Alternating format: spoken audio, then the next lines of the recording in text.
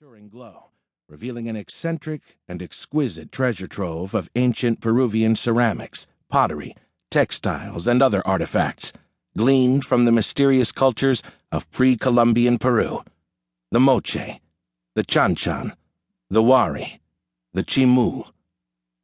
The light also shone on a dried monkey fetus grimacing in a bell jar.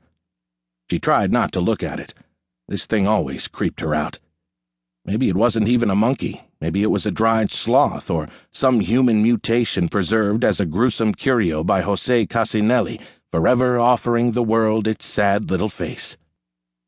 Briskly, she walked past the bell jar and bent to the glass cabinets, the vitrines of pottery and treasures.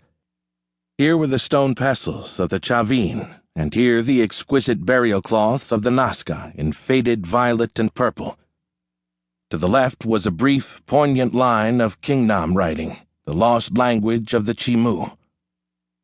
She took out her new camera and adjusted the tiny dial to compensate for the poor quality light. As she worked, Jessica recalled the first time she had come here 6 months ago, when she had begun her sabbatical, researching the anthropology of the pre-Columbian Stone Age in North Peru, making a comparative study of religious cultures across ancient America.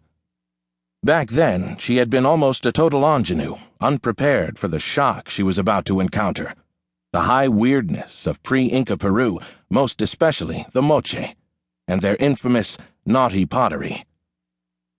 It was time to visit the Sala Privada. Taking out the smaller key, she opened the creaking side door. A further, darker, tinier room lay beyond. Few people came to the tiny Museo Casinelli. Fewer still entered La Sala Privada. Even today, a distinct aura of embarrassment surrounded the principal contents: the Moche sex pottery, the Ceramicas Eroticas. They were certainly too shocking and explicit to be shown to children, and conservative Peruvian Catholics would regard them as obscene works of the devil and be happy to see them smashed, which was why they were kept in this dark and private antechamber, deep inside the secret museum.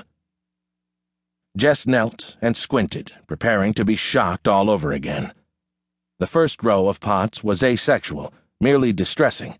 On the left was a finely crafted pot of a man with no nose and no lips, fired in exquisite black and gold. In the center was a delicate ceramic representation of human sacrifice, with dismembered bodies at the foot of a mountain. And over here was a man tied to a tree, having his eyes pecked out by a vulture. Carefully, she took a photo of the last example. Disturbing as these ceramics might be, they were just normal Mad Moche pottery. The next shelves held the real deal: the Ceramicas Eroticas.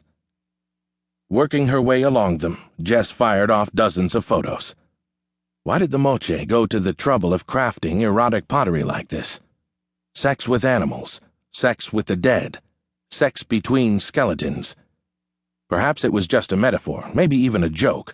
More likely it was a dream time, a mythology. It was certainly repellent, yet also fascinating.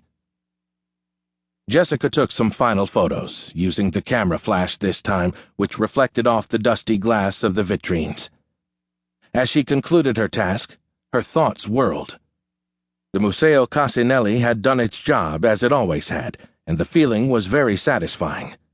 It really had been a good choice of hers, last year, to come out to North Peru, one of the final frontiers of history, maybe the last great terra incognita of archaeology and anthropology, full of unknown cultures and untouched sites.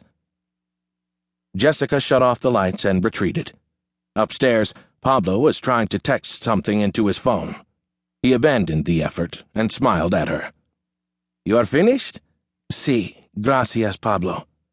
"Then you must go and have some glucosa.